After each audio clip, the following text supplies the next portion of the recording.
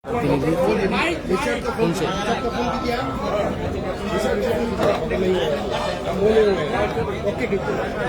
सिन्हा ने समर्थन मांगा है, कह रहे हैं, सुनिए। आगे हम लोग कैसे आ जाएंगे आप बताइए ना, हम लोग बहुत लोग आप जानते हैं कि 18 जुलाई को भाई बहन को डिस्टर्ब कर रही है। भारत के राष्ट्रपति का चुनाव होना है और उसी सिलसिले में मैं आज पटना आया। आप शायद इस बात से भी वाकिफ होंगे, पटना वो शहर है जहां मैं पैदा हुआ था, जहां मेरा बचपन गुजरा, मेरी जवानी में यहीं पढ़ा लिखा, यहाँ के पटना विश्वविद्यालय में शिक्षक भी रहा और उसके बाद IAS में आने के बाद बिहार काडर ही हमको मिला था और बहुत दिनों तक मैंने एक IAS ऑफिसर के रूप में अपनी सेवाएं दी थी इस राष्ट्र को। यहाँ एक मोहल्ला है जिसका नाम है लोहानी। पटना में आप लोग जानते हैं एक मोहल्ला है जिसका नाम है लोहानीपुर। तो लोहानीपुर में ही मैं पैदा हुआ और लोहानीपुर का ही वो लड़का आज भारत के राष्ट्रपति का चुनाव हो रहा है। मुझे बहुत गर्व है बिहारी होने का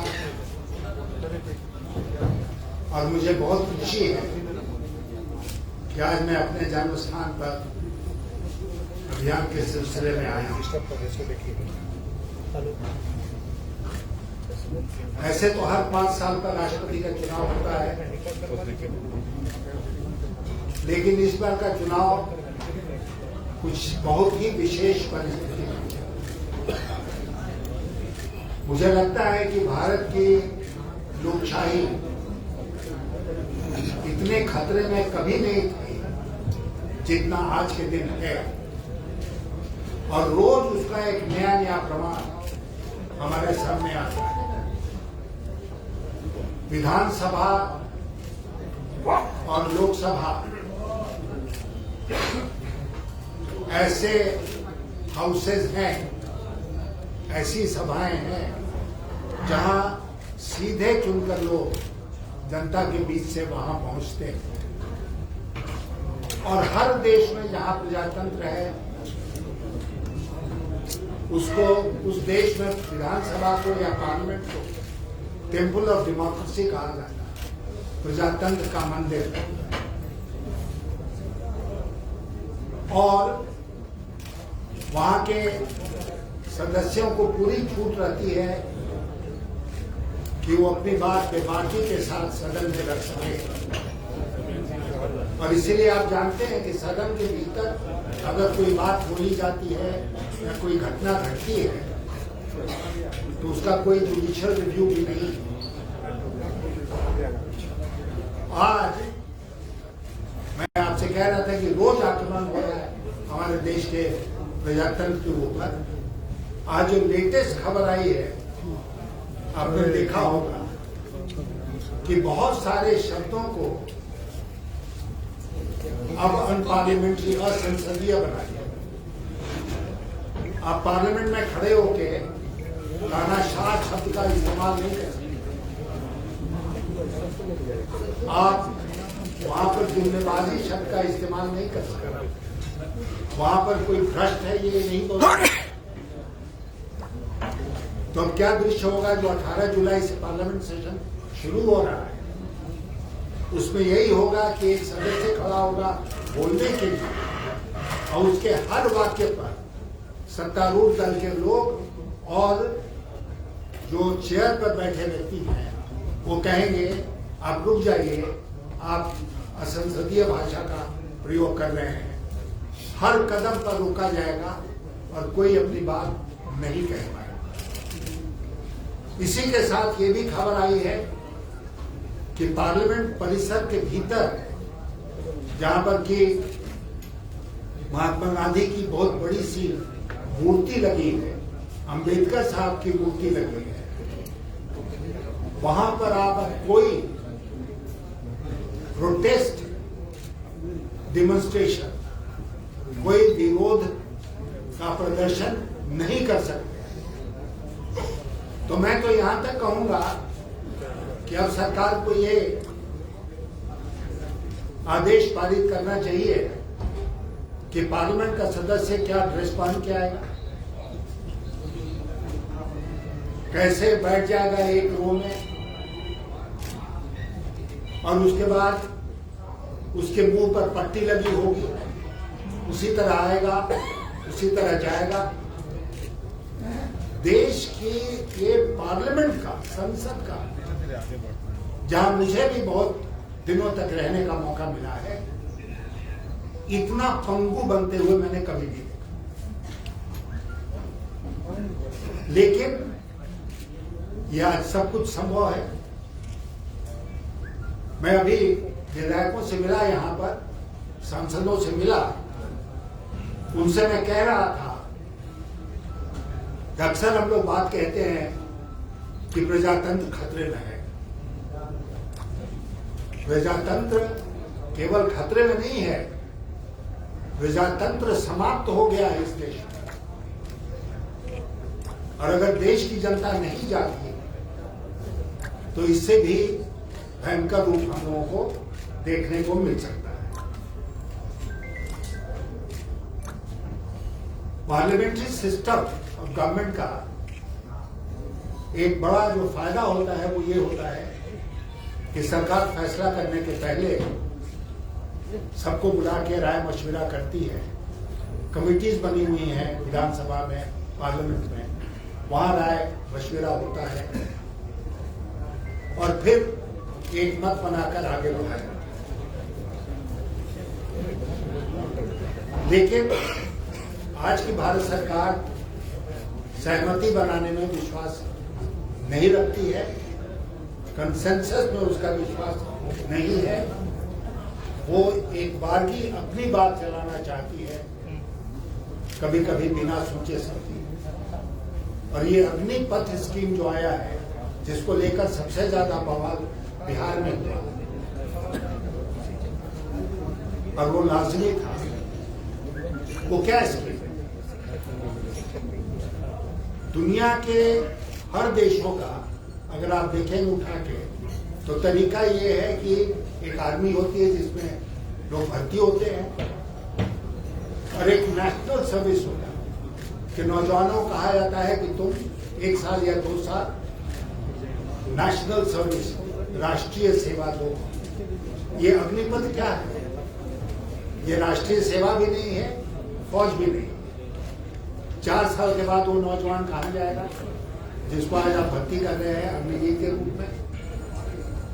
अग्निवीर जो है वो फिर सड़क वीर बनेगा, और उसके बाद इस देश के सड़कों पर जो उत्पात होगा उसकी शायद आज हम बैठकर कल्पना भी नहीं कर सकते।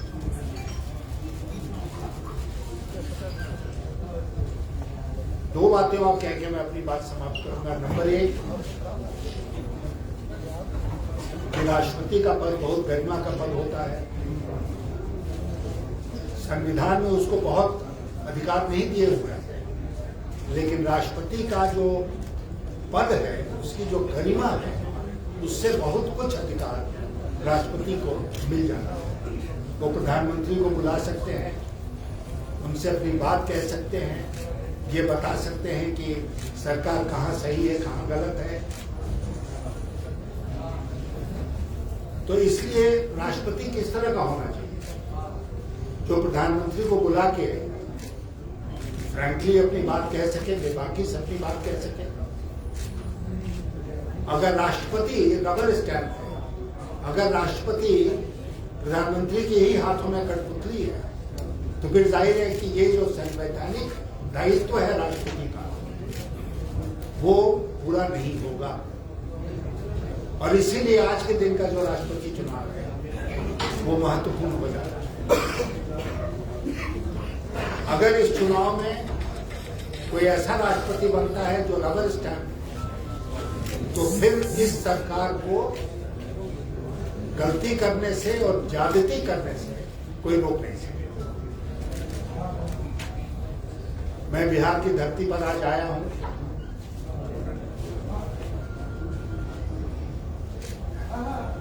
जैसा मैंने आपसे कहा, इसी धरती का पुत्र हूं और इसलिए इस धरती पर मेरा एक अधिकार भी बनता है। मैं बिहार के सारे सांसदों और सारे विधायकों से कहना चाहता हूं कि एक ऐसा मौका है जब आपको दलगत राजनीति से ऊपर उठकर अपने विवेक का इस्तेमाल करके अपने वोट को देना हो। वोट की प्रक्रिया क्या है? आप जानते हैं कि राष्ट्रपति के चुनाव में कोई व्हिप लागू नहीं होता। पार्टियों का अधिकार नहीं बनता है कि वो व्हिप लागू करें और वोट सीक्रेट बैलेट के द्वारा होता है। ये प्रावधान क्यों किया गया? ये प्रावधान संविधान के निर्माताओं ने इसलिए किया कि वो चाहते थे कि जनता के जो चुने हुए प्रतिनिधि हैं वो इस चुनाव में कम से कम अपने विवेक का इस्तेमाल करें, अपनी अंतरात्मा की आवाज सुने और उसके अनुसार अपना वोट दें। लाठी की भाषा इसमें नहीं चलेगी और इसीलिए मैं सारे विधायकों और सांसदों से, बिहार के सारे विधायकों और सांसदों आज यहां से अपील करना चाहता हूं कि वो अपनी अंतरात्मा की आवाज को सुने। राजेंद्र बाबू के बाद 60 साल के बाद अगर मैं चुना जाता हूं तो बिहार का कोई व्यक्ति राष्ट्रपति भवन पहुंचेगा। 60 साल के बाद बिहार के लिए क्या अच्छा नहीं होगा और देश के लिए भी अच्छा होगा। तो इसलिए मैं कह रहा हूं कि अंतरात्मा की आवाज सुनिए और उसके अनुसार अपना वोट डालिए। मुझे पूरा विश्वास है कि अगर विधायक सांसद अपनी अंतरात्मा की आवाज सुनते हैं तो उनका वोट मेरे ही पक्ष में जाएगा। एक बात और मैं कहना चाहता हूं, आज यहां पर आपने देखा कि 6 विपक्षी दलों के लोग इकट्ठे हुए। मैं तेजस्वी जी को, जो प्रतिपक्ष के नेता हैं विधानसभा, बहुत मैं बधाई देना चाहता हूं कि उन्होंने विपक्षी दलों को एकजुट करने का काम यहां किया है। ये जो एकजुटता है ये आगे भी चलती रहे। मुझे पूरा विश्वास है कि तेजस्वी जी के नेतृत्व में यहाँ के सारे दल जो विरोध में है सरकार के, वो इकट्ठे रहेंगे और मुझे कोई शक नहीं है कि आने वाले चुनाव में, चाहे वो लोकसभा का चुनाव हो चाहे विधानसभा का चुनाव हो, बिहार की जनता इस विपक्षी एकता को आगे बढ़ाएगी, इस विपक्षी एकता को जिताएगी और जिन गलत लोगों के हाथ में हमारा देश, हमारा प्रदेश और हमारा संविधान चला गया है, उनसे देश की रक्षा करें। धन्यवाद। सर, आपसे सवाल है कि आप बोल रहे हैं कि हम बिहार के बेटे हैं, बिहार में ही हमने सब कुछ किया, स्कूल किया, कॉलेज किया, तो आपको कितना तकलीफ होता है कि जो बिहार के मुख्यमंत्री या जो रूलिंग जनता दल यूनाइटेड है, क्योंकि ये दूसरा चुनाव है कि जब कोई बिहारी चुनावी मैदान में है और वो उनको हराने के लिए वोट की अपील कर रहे हैं। दूसरा, आपने बार बार बोला कि जो रबर स्टाम्प राष्ट्रपति नहीं होना चाहिए, तो आपको क्यों लगता है कि आपके अलावा जो आपके प्रतिद्वंदी हैं वो रबर स्टाम्प होंगी? और तीसरा सर, एक महत्वपूर्ण बात है कि आप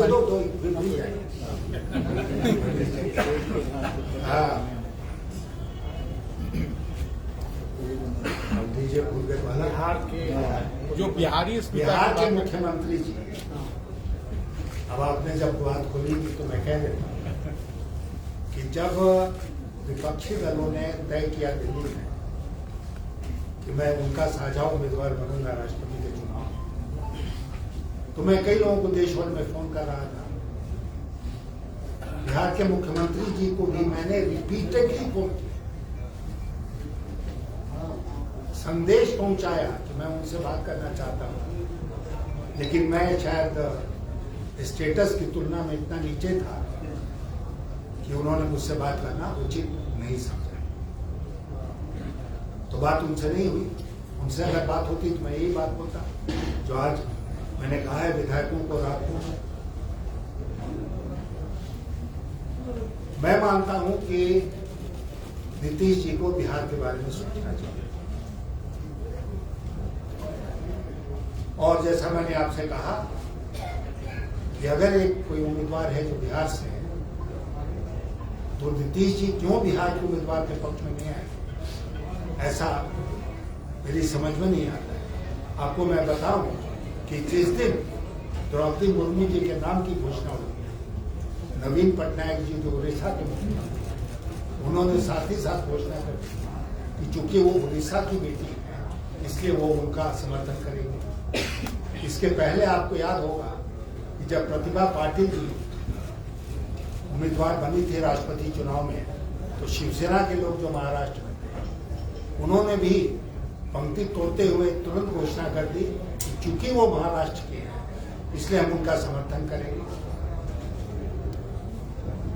अब अगर नीतीश जी बिहार का नहीं सोचते हैं, ब्रह्मांड का सोचते हैं, तो मैं नहीं जानता, लेकिन बिहार के बारे में जरा भी उनको चिंता है तो उनको एक बिहारी की मदद करनी चाहिए।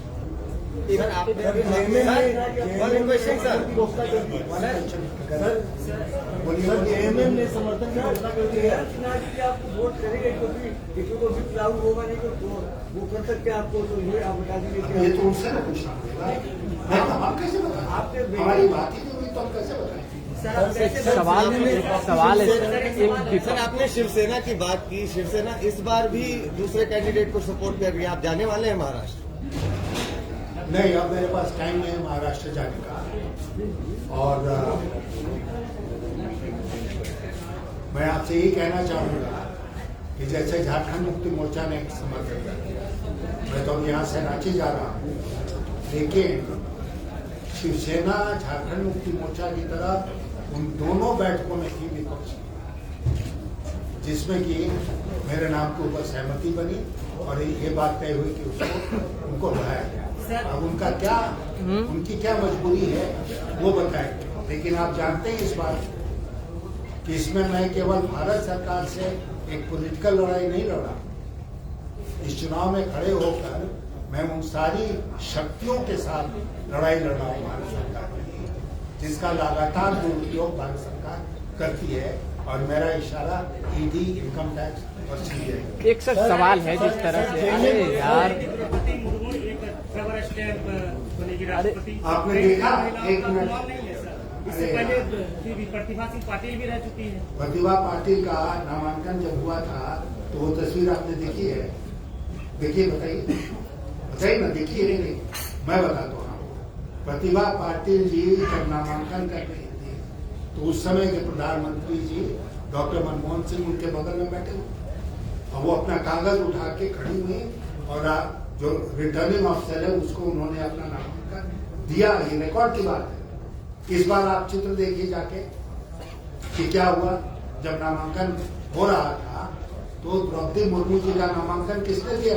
Returning officer. पता है आपको? प्रधानमंत्री ने। क्यों उन्होंने खुद नहीं? हमने तो अपना खुद नामांकन दिया। सारे विपक्ष के नेता उस दिन मौजूद थे, सबके सामने हमने उठ के अपना नामांकन दिया रिटर्निंग ऑफिसर को। उन्होंने खुद क्यों नहीं दिया? प्रधानमंत्री ने क्यों दिया? वो जो एक तस्वीर है ना, वो चीखती चिल्लाती आने वाले भविष्य का संकेत। एक सर सवाल है, बिहार एनडीए में जिस तरह से सर सत्ता पक्ष हो, बिहार एनडीए में सत्ता पक्ष में बिहार एनडीए में बीजेपी हो या जदयू हो, एक बीजेपी हो या जदयू हो, स्पष्ट तौर पे कह रही है कि आपको आशा छोड़ देनी चाहिए, क्योंकि विपक्ष भी धीरे धीरे करके कमजोर होती चली जा रही है। ऐसा लग रहा है कि विपक्ष कमजोर हो रही है राष्ट्रपति के चुनाव में। अगर उन्होंने ऐसा कहा है तो उनसे कह दीजिए जाके कि वो यशवंत सिन्हा को जानते नहीं। मैं लड़ने वाला और लड़ाई से मैं कभी जिंदगी में नहीं भागा, तो इस लड़ाई से भाग जाऊंगा। सर ये मायावती ने सब समर्थन कर दिया है, मायावती शिवसेना सभी ने समर्थन किया। महागठबंधन इस मसले पर एक नहीं दिख पा रही है, एनडीए एकजुट। जेएमएम में भी समर्थन कर दिया हाँ, सर। सब लोगों ने समर्थन कर दिया है, सारी खबर अखबार में आ गई, तो फिर भी मैं मैदान में हूँ और मजबूती के साथ लड़ रहा हूँ। Thank you. इसीलिए कॉन्शियस वोट की अपील कर ठीक है, थैंक यू सर।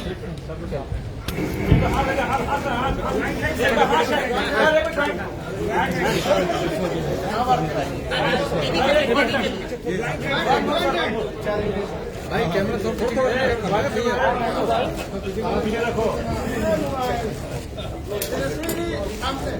ठीक है, थैंक यू।